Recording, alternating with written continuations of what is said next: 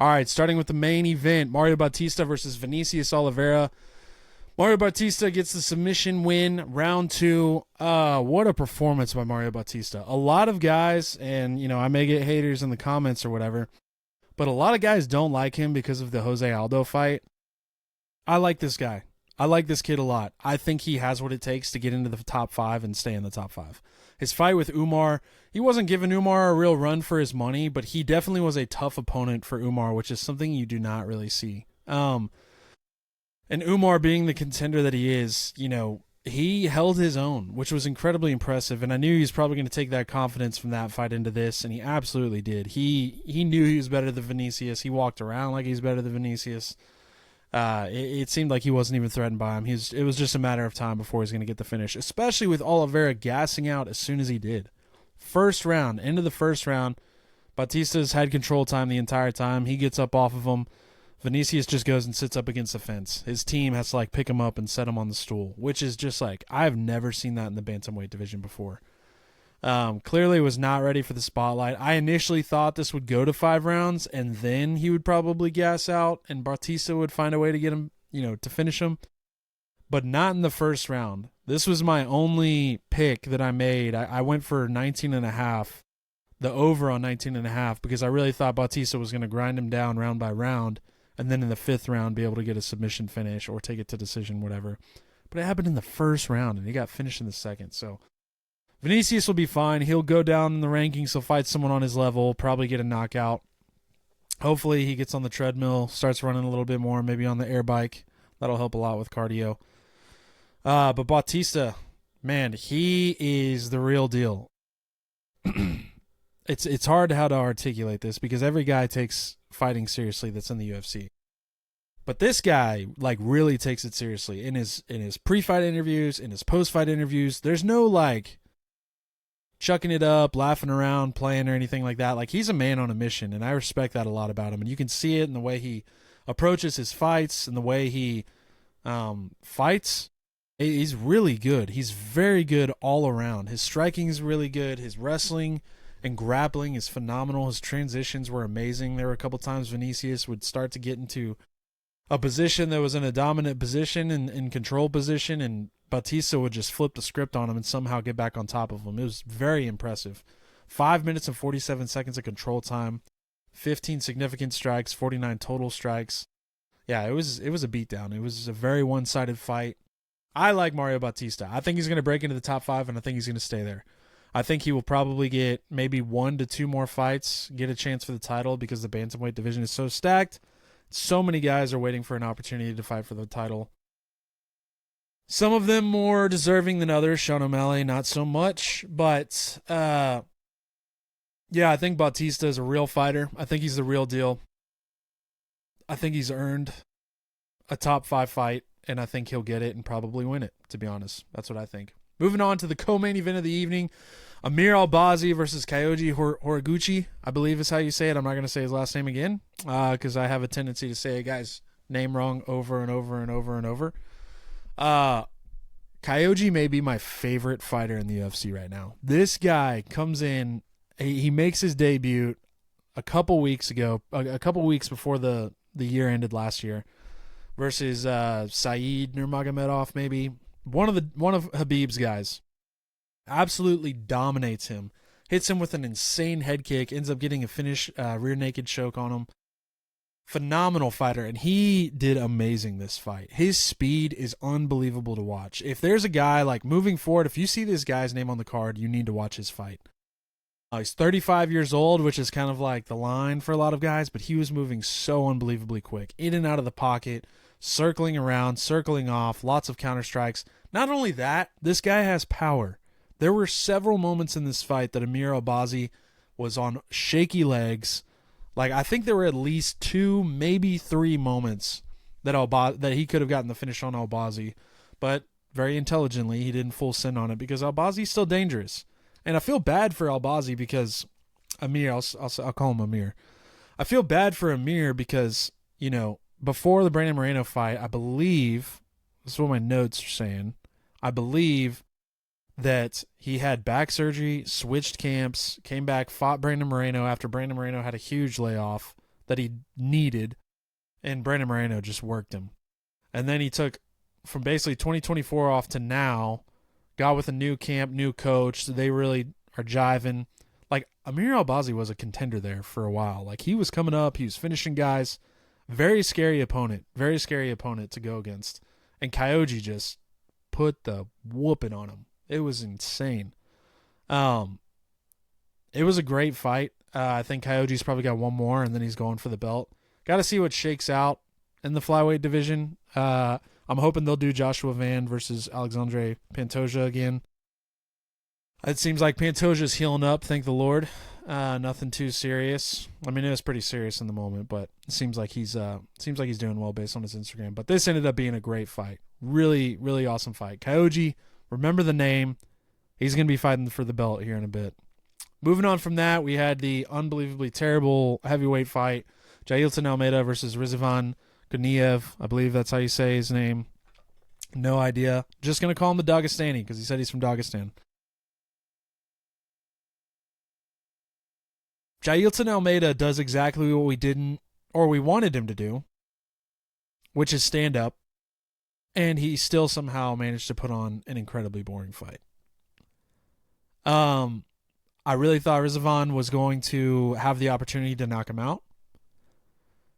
My bet slip for this was Jailton Almeida over 17.5 strikes because I figured there's no way after he got punished in Abu Dhabi or wherever that was, Saudi Arabia, versus Volkov, where he had 19 minutes of control time and 9 significant strikes, or 9 strikes overall, and the judges, scored him as a loss. They gave the fight to Volkov. I thought there's no way he's coming back and he's not going to strike more, right? Felt like a pretty safe bet. And then he started out the fight, and it was like, oh my gosh, he may throw 9 strikes this entire fight. But really not an exciting fight. Rizvan came up from Contender Series. I think he had one fight before this. He looks promising. But he just never... I don't know what it is about Almeida that scares guys. He's not very scary. I've never heard a fight get booed in the Apex before, and this fight was booed the entire time. Even the commentary team was like, we don't know what's wrong with Jailton Almeida. Does he get in his own head? I don't know. Ended up being a pretty boring fight. But Rizvan, I think he's got potential. He's just got to get in there with someone who's going to stand and bang. So, moving on from that, we had Mikhail Olenzacek. I think that's how you say his name. And Marc-Andre Barriault, however you say his name. I don't know if this got fight of the night, but I think it should have. Mikhail's, let's see, he's coming off of 3 first-round finishes, one of those being him, and then getting 2 knockouts versus Gerald Meerschaert and Cedric Dumas. 2 guys. Gerald Meerschaert's like, he wants out of the UFC. It's very obvious. So it didn't count a lot towards that, or Cedric Dumas, no offense. And Marc-Andre's like very durable. He hasn't really gotten finished a ton, kind of just goes the distance. A lot of, I don't want to say point fighting, just doesn't, throw or do anything too flashy. Just tries to win the fight by volume. And this fight ended up being incredible. Mikhail came out hot in the first round, throwing a lot of really good strikes, very offensive, didn't seem to care what Barriault was doing. And then the second round, Barriault found the clinch and was throwing insane elbows out of it and uppercuts. Seems like he got Mikhail on shaky legs a couple of times.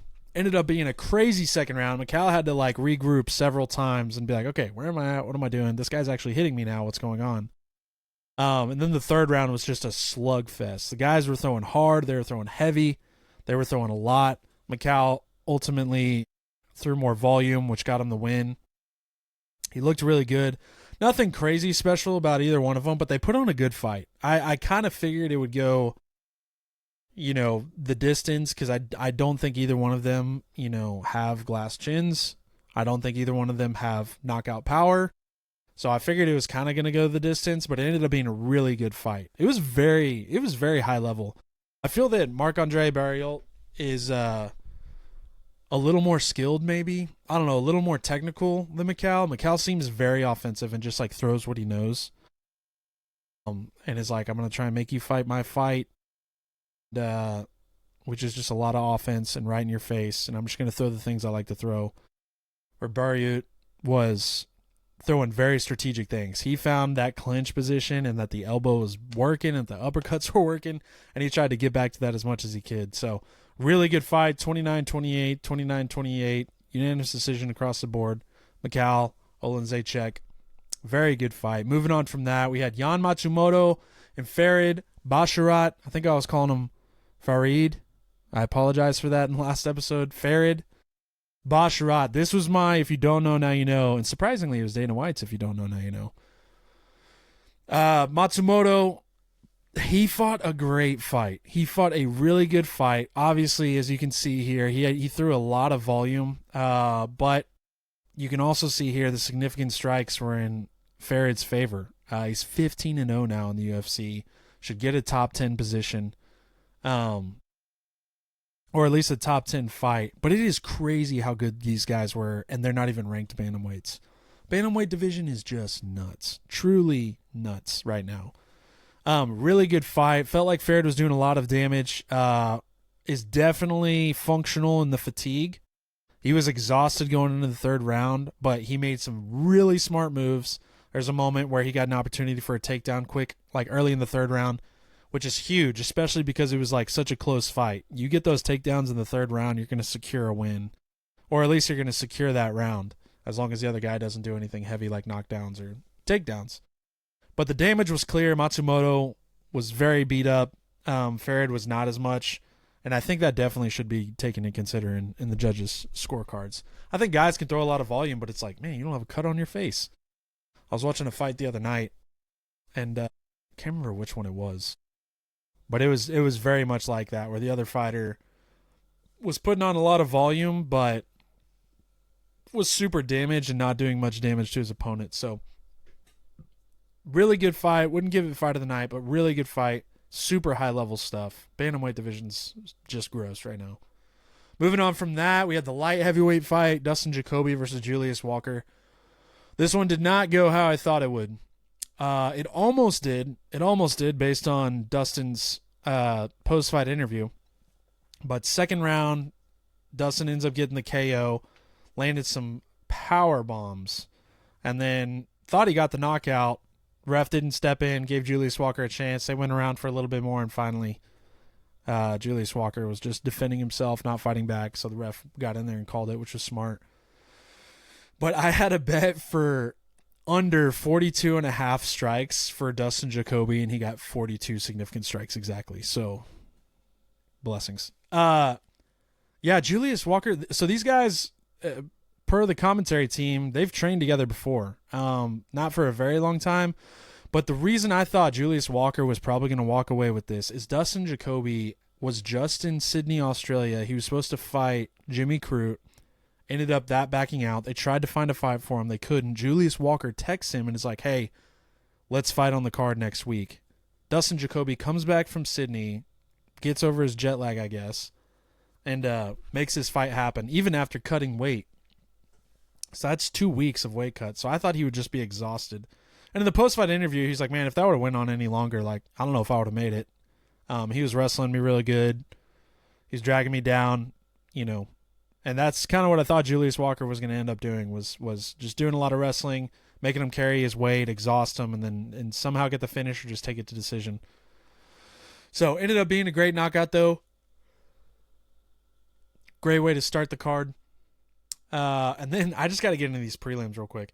Alex Morono and Daniil Doncheco was a wild fight. Doncheco was a minus 950 favorite, so should have been over in the first round. Starts blasting leg kicks to get it going, which was incredible that Moreno was able to stay for the rest of the fight. The first leg kick that Doncheco threw at Morono, instantly I think he fell to the ground. But Morono stayed in it. He got beat up in that first round, had a nice like spinning elbow at the end of the round, stayed in it in the second round. I honestly thought he won the second round. He got hit hard with a lot of stuff, but he's putting more volume and not doing more damage, but he's putting on more volume on Daniil. And Doncheco seemed like he was like, whoa, I haven't been this far in a fight before. And then they get to the third round. Doncheco was just landing super meaningful stuff, and Alex Morono just couldn't really make it happen. But they put on a phenomenal fight. It was very entertaining to watch. And Doncheco said even afterwards, like, I don't think he said I could have gotten the finish, but he was like, I wanted to make sure we got fight of the night, which is kind of crazy. You think he would just, it's like, bro, if you knock him out, you get performance of the night. So just do that. But really good fight. Alex Morono, tough as nails. Long-time journeyman. Daniil Jacheco just won the Ultimate Fighter, so I think that was a great matchup. He got a good taste of what these journeymen are like in the UFC. Welcome to the UFC, buddy.